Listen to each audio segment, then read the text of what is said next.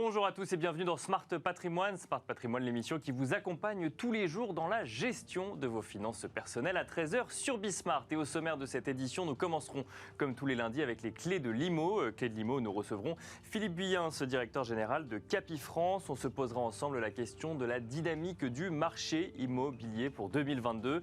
On enchaînera ensuite avec Enjeu Patrimoine où on restera dans la thématique immobilière. On fera cette fois-ci un focus sur le dispositif de déficit foncier avec Jérémy Chor, directeur commercial de Prime Alliance, mais aussi avec Mathieu Mars, CGP et associé du groupe Patrimofi. Bienvenue à vous tous qui nous rejoignez. Smart Patrimoine, c'est parti. Et on commence donc avec les clés de l'IMO, le rendez-vous donc de l'immobilier tous les lundis dans Smart Patrimoine. On va s'intéresser à la dynamique du marché immobilier pour 2022 avec Philippe Buyens, directeur général de Capifrance. Bonjour Philippe Buyens. Bonjour Nicolas. Bienvenue sur le plateau de Smart Patrimoine. Donc je le disais, on va s'intéresser à cette notion de dynamique de marché immobilier en 2022. Mais avant cela, on va évoquer une spécificité un petit peu de Capifrance en lien avec la pandémie actuellement. Je rappelle, Capifrance, c'est un groupe de 3000 agents immobiliers indépendants dans toute la France qui ont la particularité de travailler pour la plupart en télétravail. C'est complètement en écho avec l'actualité actuellement, mais ce n'est pas forcément si évident que ça à comprendre. C'est-à-dire qu'il n'y a pas d'agence physique Capifrance, où il y en a peu. Absolument. On a fait le pari il y a 20 ans maintenant de considérer que Internet allait modifier de façon considérable le comportement des consommateurs en immobilier aussi. Ça nous paraît complètement évident aujourd'hui, mais ça n'était pas forcément il y a 20 ans, en considérant que nos contacts allaient venir principalement par le web, que ce soit les propriétaires vendeurs ou les acquéreurs. Et 20 ans plus tard, c'est 90 à 95% des projets immobiliers qui se préparent sur Internet. Mais alors, vous dites que ça paraît complètement évident aujourd'hui. Oui, effectivement, pour certains métiers, ça paraît évident. Pour le secteur de l'immobilier, ça paraît pas si évident que ça, dans le sens où on voit encore beaucoup d'agences physiques et on se dit que ce soit l'acheteur ou le vendeur, il a besoin de passer la porte pour dire bonjour, je cherche à acheter un appartement ou une maison, ou bonjour, j'ai eu un projet de vente de mon bien immobilier. Finalement, vous vous rendez compte que c'est pas si indispensable que ça? C'est pas indispensable du tout, même si ce modèle existe et fonctionne très bien également. En fait, le consommateur ne s'intéresse pas tellement au modèle. Lui, ce qui l'intéresse, c'est le service qu'on va lui apporter. Le contact se fait sur Internet. Après, les rendez-vous se font physiquement présent. On parle de figital, hein. Donc le contact se fait sur le digital, mais après la relation est en contact sur le terrain, en présentiel. Et tout ça fonctionne parfaitement bien. Et alors comment on fait pour trouver des acheteurs ou des vendeurs quand on n'est que sur le digital? Alors pour trouver des vendeurs, les clés sont multiples, mais ne serait-ce que les moteurs d'estimation en ligne, dont nous sommes propriétaires, génèrent des leads en permanence. C'est ça, je suis vendeur d'un bien, j'ai envie de savoir combien il vaut à peu près. Donc en fait, j'ai une espèce d'algorithme qui va me donner une première estimation et c'est comme ça qu'on peut récupérer un potentiel vendeur plus tard, ce qu'on appelle un lead, quoi. Exactement. Donc vous allez avoir une indication sur la valeur approximative de votre appartement, de votre maison, et ensuite on va se rencontrer pour faire du sur-mesure, pour prendre en considération les spécificités de votre logement. Et alors l'acheteur, du coup l'acheteur, on diffuse nos biens sur tous les grands portails immobiliers. Donc on n'a pas pignon sur rue, mais on a pignon sur web. On a une puissance de diffusion très très importante. Et nos contacts acquéreurs viennent par les grands portails que vous connaissez, les Se Loger, les Le Bon Coin, les Belles Demeures. Voilà. Et ce contact se crée comme ça. Et ensuite, on part visiter comme tout intermédiaire immobilier. Et alors, si vous si vous avez pignon sur web, comme vous le dites, vous avez forcément vu passer cette tendance avec la pandémie, qui est la visite virtuelle, qui est de plus en plus demandée, plus en plus proposée par les acteurs de l'immobilier, parce que certains peuvent avoir peur d'être contaminés, donc ils ne se déplacent pas, ou alors le télétravail dans une ville différente de celle où on veut acheter fait que c'est plus simple. Vous avez vu, vous, un essor de la visite virtuelle ou ça reste épisodique actuellement? Alors, plus que la visite virtuelle, en fait, la pandémie a accéléré tout ce qui est digitalisation de notre activité. D'accord. Et aujourd'hui, en théorie, on peut réaliser une vente ou une acquisition totalement à distance. Vous pouvez faire votre estimation en ligne, vous pouvez signer un mandat de vente électronique, on va diffuser évidemment votre bien sur le digital, on va faire des bons de visite digitaux, on va faire une visite virtuelle, vous allez pouvoir signer une offre d'achat à distance, votre compromis, vous allez monter votre dossier de financement, votre questionnaire d'assurance et l'acte authentique. Donc la profession immobilière s'est digitalisée, a accéléré sa digitalisation, mais les banques, les notaires également, donc on peut pratiquement tout faire à distance. Et alors, est-ce qu'il y en a beaucoup qui le font ? Ils ont été contraints de le faire. Ouais. Alors, nous, comme vous l'avez souligné, ça fait 20 ans qu'on travaille en télétravail, donc la pandémie n'a rien changé quand on a été confinés. Pour les acteurs traditionnels qui avaient besoin de leur argent, c'est un peu plus compliqué. Non, c'est nécessaire, ça simplifie. C'est un gain de temps, tant pour les clients que pour nous. On gagne du temps, on va plus vite et on se trompe moins et on fait de bonnes affaires. Et alors, sur ce sujet de la visite virtuelle, est-ce que quand même on n'a pas besoin de voir à un moment l'appartement ? C'est-à-dire que c'est quoi ? Ça remplace la visite telle qu'on la faisait avant, non, ou c'est une prévisite finalement ? Ça ne la remplace pas, effectivement, ça permet de prévisiter, d'avoir des informations. Les Français sont presque kinesthésiques avec l'immobilier. Vous savez, quand ils visitent, ils touchent les murs, ils regardent si des cloisons, si des murs porteurs. Donc cette visite est nécessaire, mais elle prépare cette visite et du coup, il y a des taux de transformation derrière qui sont plus importants parce qu'on a déjà passé pas mal de points qui étaient importants pour le client déjà à distance. Alors on va parler maintenant de cette dynamique du marché immobilier en 2022, année 2021 record, qui a dépassé les niveaux auxquels on pouvait s'attendre sur une deuxième année de pandémie avec les craintes qu'on pouvait y voir. Déjà d'ailleurs cette année 2021 chez Capifrance, elle s'est passée comment ? Elle s'est très très bien passée, un marché qui a fait à peu près 10% de croissance et nous on a fait 26% de croissance. D'accord. Donc on surperforme, on est très heureux et vous avez raison de le souligner, une année 2021 exceptionnelle et inattendue. Je n'ai pas vu de prévisionniste qui avait annoncé 1 200 000 transactions en 2021. Et alors à quoi est-ce qu'on peut s'attendre pour 2022 maintenant ? Est-ce qu'on peut se dire tiens il va falloir recréer les stocks et donc finalement l'année va être plus compliquée, ou au contraire on va rester sur cette même dynamique qu'en 2021 ? Alors les spécificités du marché, vous le rappelez très justement, c'est une demande très forte et une offre tendue. D'accord. Donc ça reste la difficulté. Et ce de manière uniforme sur le territoire ou oui. Plutôt disparate ? Partout en France, l'offre est tendue, les biens se vendent très très rapidement. Donc ça c'est plutôt profitable aux propriétaires parce que souvent si l'offre est faible et la demande est forte, ça a une incidence sur les prix. Tant mieux pour les propriétaires. Les acquéreurs vont bénéficier en 2022 comme en 2021 d'un bon pouvoir d'achat immobilier parce que les taux d'intérêt vont rester très bas. D'accord. Et ça, c'est plutôt profitable pour un projet immobilier en 2022. Donc, pour répondre précisément à votre question, l'année 2022 qui devrait être à peu près sur les mêmes tendances que 2021, marché dynamique, des éléments macroéconomiques qui sont plutôt bons, taux d'intérêt bas, l'emploi est bon, les Français ont plutôt confiance en l'avenir malgré ce qu'ils viennent de traverser depuis 2 ans. Ils ont beaucoup épargné. Oui, donc, ils ne vont pas tout investir dans l'immobilier. Ils vont aller au cinéma, ils espèrent partir en voyage. Ou peut-être faire d'autres investissements aussi, c'est possible aussi. Il n'y a pas que l'immobilier absolument, mais mes confrères en parleront après moi tout à l'heure. Donc effectivement, vous êtes confiant sur 2022. Est-ce que vous avez vu maintenant, ça fait 2 ans, alors effectivement on a les chiffres sur 2021, mais des changements de tendance dans les achats qui étaient réalisés ? Oui, alors on en a souvent parlé et c'est une vérité. En fait, cette pandémie et surtout le premier confinement de 2020 a rebattu un peu les cartes. Et je crois que les Français... on voulait des espaces extérieurs, ou proximité d'espaces extérieurs ou autres. En fait, les Français ont été contraints de redécouvrir leur logement, leur résidence principale. Et du coup, certains se sont dit, c'est peut-être l'occasion de le reconsidérer, de donner plus d'importance d'abord à notre habitat, à notre logement. Et puis d'autres ont fait le choix de s'éloigner parce que le télétravail, là aussi, a explosé en 2020-2021. Donc maintenant, j'ai plus besoin d'aller aussi souvent sur mon lieu de travail. Je peux travailler à distance. Du coup, je peux m'éloigner, profiter de la verdure et de prix aussi au mètre carré plus abordable que dans les grands centres urbains. Et alors, du coup, ces grands centres urbains, ils sont voués à voir leur prix ou en tout cas voir la demande un peu plus faible, même si elle reste évidemment dans des grands centres urbains toujours élevés, ou vous pensez que ça peut repartir sur 2022 ou 2023 ? Ces grands centres urbains, c'est Paris qui caracole toujours en tête des prix au mètre carré. Les plus élevés, ça reste quand même des poumons économiques très importants. Donc il y a une attractivité qui est forte. Maintenant, c'est juste un rééquilibrage parce que ces grands centres urbains ont eu une augmentation des prix depuis 20 ans très importante. Là, ça se tasse un tout petit peu, mais ça reste des endroits où les propriétaires vont faire encore de belles affaires. Et alors, sur les éventuelles craintes sur le marché de l'immobilier en 2022, il y a tout ce sujet autour de la loi climat, les passoires thermiques, savoir est-ce que je vais pouvoir louer mon bien si jamais je l'achète aujourd'hui, quand est-ce que je vais être interdit de le louer, combien est-ce que ça va me coûter pour le rénover ou autre. Est-ce que vous voyez, par exemple, je ne sais pas, une vague de passoires thermiques arriver sur le marché, ou au contraire, est-ce que c'est des craintes qui sont mises en avant par les acheteurs ou pas du tout ? Comment est-ce que vous voyez ce sujet des passoires thermiques ? Alors, la passoire thermique, c'est quand même l'extrême. C'est le DPE qui a été revisité. Non, il n'y a pas des wagons de logements qui sont mis sur le marché.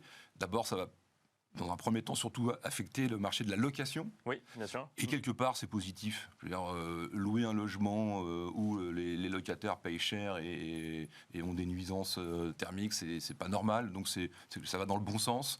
Donc soit les propriétaires vont faire les travaux, soit ils vont avoir un impact sur la valeur de leur appartement ou de leur maison. Voilà, alors, on ne voit pas de logements comme ça arriver très rapidement sur le marché. Quelques-uns vont arriver. Ils vont subir une moins-value forcément à la vente. Quelque part, c'est normal et c'est très bien. Et si ça peut regonfler un peu les stocks, c'est pas plus mal non plus. Oui, c'est ça, parce qu'il y a toujours ce sujet de stock. C'est que maintenant, comme il y a eu beaucoup de ventes en 2021, il faut trouver des biens à vendre en Absolument. 2022 pour le coup. Oui. Dernière question, Philippe Billens. Effectivement, on a parlé de Paris très rapidement. Est-ce qu'il y a des endroits qui sont particulièrement dynamiques en France, qui ressortent particulièrement en termes de transactions donc sur 2021, mais où ça pourrait continuer en 2022 ? Alors, le marché français est très hétérogène. Donc, c'est compliqué de dire c'est l'Ouest. Bon, en fait, dans un rayon de 1h à 1h30 autour de toutes les grandes villes de France, les marchés sont très actifs pour les raisons qu'on vient d'évoquer, de télétravail et en même temps de proximité assez rapide. En 1h, 1h30, je peux me rendre sur mon lieu de travail 2 fois par semaine. Donc, c'est toutes ces villes moyennes dont on a parlé, autour de Lyon, autour de Bordeaux, autour de Montpellier, de Paris, de Nantes, on profite un peu plus que les autres de cette situation. Et à mon avis, ça va continuer de s'inscrire dans le temps. C'est ça, on veut être à proximité en fait d'un centre-ville, mais on ne veut pas être non plus dans le centre-ville. On préfère avoir un petit jardin ou accès à une terrasse, ou en tout cas accès à un espace vert autour de son logement. Exactement ça. Merci beaucoup Philippe Billens d'être venu nous détailler un petit peu vos perspectives pour la dynamique du marché immobilier en 2022. Je rappelle que vous êtes directeur général de Capifrance. Et merci à vous de nous avoir suivis. On se retrouve tout de suite dans Enjeu Patrimoine.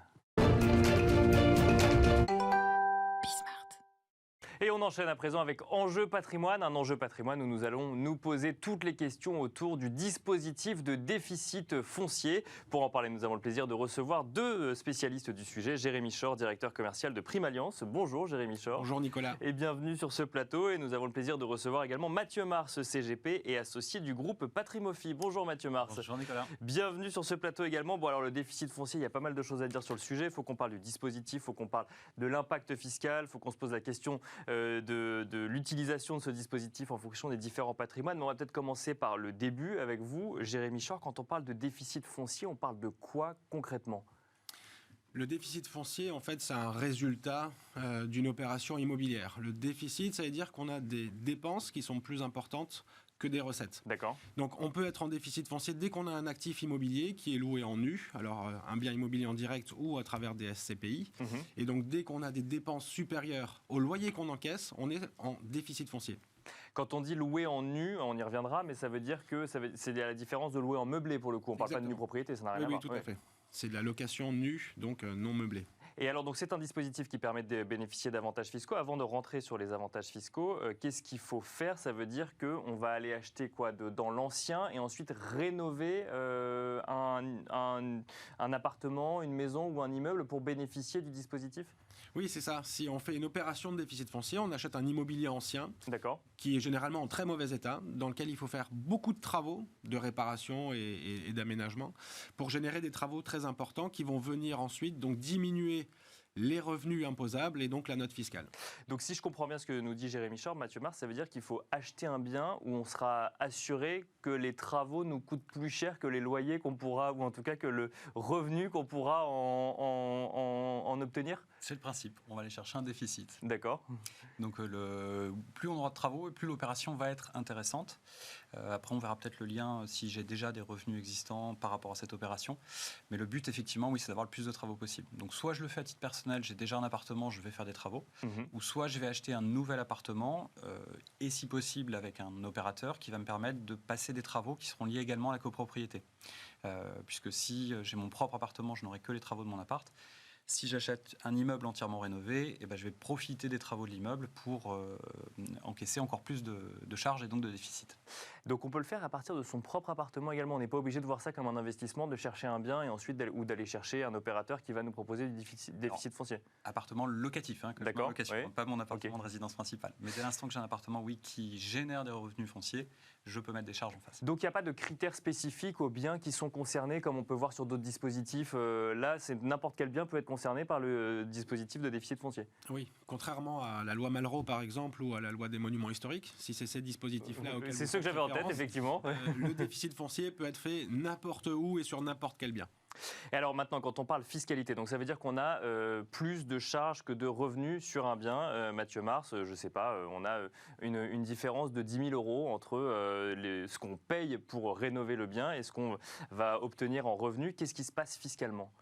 Alors fiscalement, comme tous les ans, je vais remplir ma déclaration d'impôt. D'accord. Je vais donc faire mon exercice. Est-ce que j'ai gagné de l'argent? Donc mon chiffre d'affaires, je vais enlever toutes mes charges et je vais également passer mes travaux. D'accord. Si la résultante est un déficit, je pourrais l'imputer jusqu'à 10 700 € sur le revenu global. Au-delà, il sera réutilisable pendant une durée de 10 ans. Alors pour bien comprendre, j'imagine que le montant des travaux est beaucoup plus élevé que des revenus sur une année. Donc comment est-ce qu'on impute les travaux pour vérifier si on peut effectivement faire du déficit foncier ? Alors l'imputation des travaux, ça va être lié à la réalisation des travaux et au paiement de la facture. D'accord. Donc dès l'instant que j'ai ce générateur fiscal, je peux le passer sur mon avis d'imposition. D'accord. Donc je vais pouvoir exercer ce fameux déficit. La règle, c'est jusqu'à 10 700, je pourrais l'imputer sur mes autres revenus. D'accord. Donc, je vais déjà gommer tous mes revenus fonciers existants, si j'ai d'autres actifs qui me procurent des revenus. Et après, je vais pouvoir jusqu'à 10 700, l'enlever sur mes autres sources de revenus, type salaire. Et si j'ai 90 000 € supplémentaires, je vais les mettre en réserve et je vais pouvoir piocher dedans lors des 10 prochaines années. D'accord, ok, effectivement. Donc ça permet en fait de venir imputer sur des revenus qui ne sont pas forcément directement liés à ceux qu'on aurait pu toucher de ce revenu locatif, on en parlera d'ailleurs, d'enlever en fait de son assiette imposable une partie des revenus, Jérémy Chor. Jusqu'à 10 700 €. Jusqu'à 10 700 €. Le plus intéressant est quand même de déduire ces travaux de ces revenus fonciers, puisque les revenus fonciers sont les revenus qui sont le plus fortement imposés, à hauteur de la tranche marginale d'imposition, plus les prélèvements sociaux de 17,2%. Donc pour les contribuables les plus fortement imposés, on est souvent dans des TMI à 41% ou voire 45%. Donc si j'ai des revenus fonciers et que j'arrive à les diminuer grâce à des travaux, c'est une économie de 58% ou 62% que je réalise. C'est là où c'est très intéressant fiscalement de réaliser ce type d'opération. Et alors, quelles sont les conditions à remplir pour réaliser ce type d'opération ? Il y a une obligation de location, c'est ça ? Il faut louer le bien forcément pour pouvoir bénéficier de cet abattement, en tout cas de cette réduction d'imposition. Oui, ça fonctionne que sur du locatif. Comme le disait Mathieu, ça ne fonctionne pas avec sa résidence principale. Et la location, c'est de louer au moins 3 ans après la dernière déduction des travaux. Et ce, même si ensuite on peut piocher, comme vous le disiez, sur une dizaine d'années pour ensuite avoir une réduction de sa fiscalité. On va se poser la question dans un instant de savoir comment est-ce qu'on y va. Juste avant, est-ce qu'il y a des choses auxquelles il faut faire particulièrement attention ? Est-ce qu'il y a des travaux qu'on peut faire, des travaux qu'on ne peut pas faire ? Est-ce qu'il y a des entrepreneurs ou en tout cas des opérateurs par lesquels il faut passer, d'autres par lesquels il ne faut pas passer ? Mathieu Mars ou Jérémy Chor sur cette question ? Mathieu Mars peut-être, oui. Sur les opérateurs, il y a des gens qui ont pignon sur rue, qui radissent ça depuis de nombreuses années, donc qu'on connaît parfaitement, donc là il n'y a pas de souci, on peut y aller aisément. Faut toujours faire attention à l'opération qu'on va réaliser par soi-même avec un entrepreneur local. J'ai pas de garantie sur la finalisation des travaux, j'ai très peu de garantie financière derrière. Si vous travaillez avec des opérateurs de taille plus importante, on a un passif, on a une connaissance de ce qu'ils ont réalisé, parce qu'il faut regarder aussi la qualité des travaux. Bien sûr. Donc ça, c'est des choses importantes à regarder, oui. Jérémy Chor, sur les choses auxquelles il faut faire attention, effectivement. Alors, comme toujours dans l'immobilier, j'ai envie de dire, il faut faire attention à l'emplacement de l'appartement qu'on achète, au prix auquel on l'achète et bien sûr à la bonne garantie de réalisation des travaux. Parce que tous ceux qui ont fait des travaux le savent, ça peut vite devenir compliqué. Bien sûr. On a souvent des retards, on a souvent des problèmes avec des entrepreneurs, des non-livraisons de matériel, etc. Donc il faut s'assurer bien sûr que les travaux vont être bien réalisés et souvent c'est en passant par une solution clé en main qu'on se garantit en fait de ces conditions-là. Est-ce que l'administration fiscale va vérifier ? Parce qu'effectivement, moi je pose la question parce que je compare à d'autres dispositifs. Là, on est sur du déficit foncier. À partir du moment où il y a du déficit, en fait, on considère qu'on rentre dans les clous. Ça veut dire quoi ? Qu'on va montrer un certain nombre de factures, dire voilà, ça m'a coûté tant et c'est bon, en fait, je rentre automatiquement dans le cadre du déficit foncier. Oui. Il n'y a personne qui va venir chez vous vérifier pour voir si vous avez bien fait les travaux sont bien ou mal faits, comme ça aurait pu être dans du Malraux ou dans d'autres dispositifs. Très bien. Alors du coup, maintenant la question, c'est est-ce qu'on se lance en direct ou en SCPI? On peut peut-être commencer avec vous, Jérémy Chor. Du coup, vous êtes plutôt l'ambassadeur des SCPI sur ce plateau. Oui. Comment est-ce qu'on fait du déficit foncier en SCPI? En fonction de sa situation, de ses objectifs et de ses moyens, et de son appétence pour l'immobilier en direct ou pas. D'accord. Il y a des amoureux de la vieille pierre qui vont privilégier un investissement immobilier en direct parce que l'immobilier leur parle et parce qu'ils projettent peut-être par la suite de vivre dans cet appartement ou de l'utiliser comme un bien de transmission patrimoniale, etc. Et puis, il y a les investisseurs qui n'ont pas le temps, n'ont pas l'envie de s'en occuper et qui vont préférer passer par le biais de la pierre papier parce qu'on leur offre une solution clé en main et on s'occupe de rien. Et surtout, on a moins de risques, je dirais, puisqu'on est dans une solution qui est diversifiée. Si vous achetez un appartement, tout le risque dépend de cet appartement. Est-ce qu'il va être loué? Est-ce que mon locataire va payer les loyers? Est-ce que la ville dans laquelle j'ai acheté va prendre de la valeur ou pas? Alors que quand je suis dans une SCPI, finalement, j'investis dans une dizaine d'immeubles différents, dans une cinquantaine d'appartements peut-être. Donc, je suis beaucoup plus dilué en termes de risques.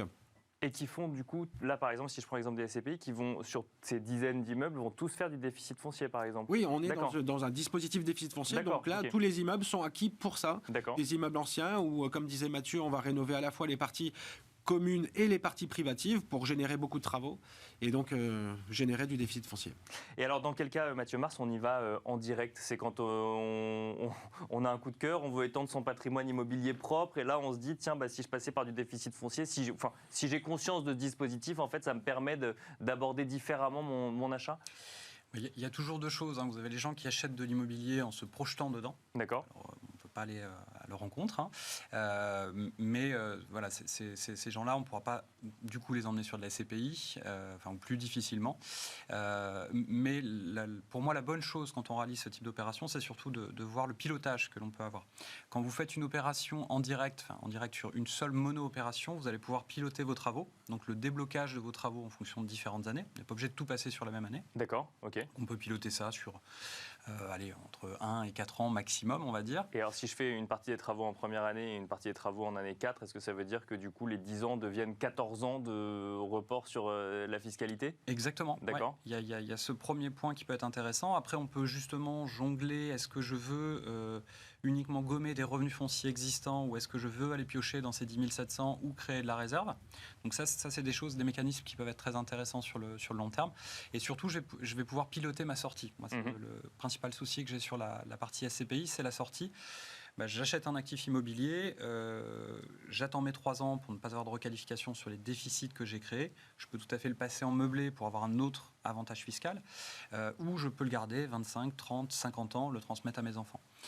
Ça, c'est pour moi les gros avantages de le faire en direct. Et après, il n'y a pas trop de notion de volume. Sur la SCPI, le gros avantage, c'est que vous allez pouvoir le faire, je pense, à partir de 5 000 €, je crois, de mémoire à peu près. Voilà. Oui, alors qu'effectivement, acheter un bien à 5 000 €, effectivement, là, c'est plus complexe. Mais... C'est introuvable. C'est vrai que Mathieu Mars soulève un point, Jérémy Chor, c'est sur le calendrier quand on fait ça en SCPI. C'est-à-dire qu'effectivement, quand on souscrit à une SCPI, est-ce qu'elle a déjà acquis les immeubles et lancé les travaux et donc, du coup, en fait, on intervient en cours de route ou on intervient forcément au début avant que cela soit en train de se lancer? Alors, on intervient au démarrage. Il y a des millésimes de SCPI de déficit foncier tous les 2 ans à peu près. Donc, c'est-à-dire que la société de gestion va d'abord être dans une phase de collecte d'argent auprès des épargnants qui va lui permettre d'acheter les immeubles, de réaliser les travaux, etc. Donc on ne rentre pas au bout de la 5e ou de la 6e année dans une SCPI de déficit foncier. On arrive forcément à l'entrée et on va avoir un calendrier de travaux qui va être imposé par la société de gestion, mais on le connaît au départ. Soit on est dans un système où on a une quarantaine de % de travaux, par exemple, qui vont être réalisés en une année, soit on peut avoir 55% qui vont être réalisés sur 2 ans. Donc le calendrier peut être un peu différent, mais on va pouvoir de la même manière étaler ce surplus de déficit foncier qu'on ne peut pas utiliser la première année sur les 10 années qui suivent. D'accord, donc là ça suit effectivement le même mécanisme et ensuite donc du coup il y a une sortie au bout de 10 ans de la SCPI. C'est plus long que ça, c'est un des inconvénients majeurs de cette solution-là, c'est que c'est très long puisqu'on est sur un investissement entre 15 et 18 ans généralement. D'accord. Le temps d'acheter, de faire les travaux, de mettre en location et si on veut que ça performe, il faut le garder longtemps. L'immobilier, souvent on fait rarement des allers-retours en immobilier pour faire de la plus-value. Et ensuite c'est la société société de gestion qui va liquider le parc immobilier, qui va revendre les immeubles ou les appartements en diffus au bout d'une quinzaine d'années à peu près. Et c'est là où on récupère du coup le capital de départ qu'on avait investi ? Exactement. Mathieu Mars, quand vous échangez avec vos clients sur leur patrimoine, le déficit foncier, c'est un dispositif qui est connu, c'est un dispositif qu'on veut faire, on n'en a pas forcément conscience quand on veut faire de l'immobilier. Comment se situe la connaissance des épargnants sur ce sujet ? Tout dépend des épargnants. D'accord, vous avez des curistes. Mais de manière générale, non. Je remarque qu'il y a beaucoup de personnes qui font de l'immobilier, qui, une fois que l'immobilier est réalisé et que ça se passe bien, généralement quand ça se passe bien, on ne se pose pas de questions. Et c'est là le souci, c'est que vous vous retrouvez avec un bien qui a 20 ans, qui n'a plus de crédit, qui n'a plus de charges, qui va générer beaucoup de revenus fonciers, enfin de bénéfices pour être précis, donc la part taxable. Et là, en fait, sur des solutions simples de mécanismes de déficit foncier, donc en mettant en place une nouvelle opération, on peut déjà optimiser la première. D'accord. La deuxième, la nouvelle opération de déficit foncier va avoir du sens, mais on peut déjà permettre de réduire les revenus qu'on a de cette première opération. La fiscalité. La fiscalité, bien et donc sûr. augmenter la rentabilité de vos précédentes opérations. Ça, c'est un point qui est très, très, très important. On voit, on a beaucoup d'opérations fiscales qui arrivent en fin de fiscalité. On n'a plus d'avantage fiscal et on a en complément de la fiscalité qui intervient sur les bénéfices qui sont taxés. Donc ça, en mixant ces opérations-là, des anciennes et du déficit foncier, on arrive à réoptimiser la rentabilité globale d'un patrimoine. Jérémy Chor, quand on va sur de la SCPI, du coup, ça fait partie des SCPI fiscales pour le coup, en plus une SCPI de déficit foncier.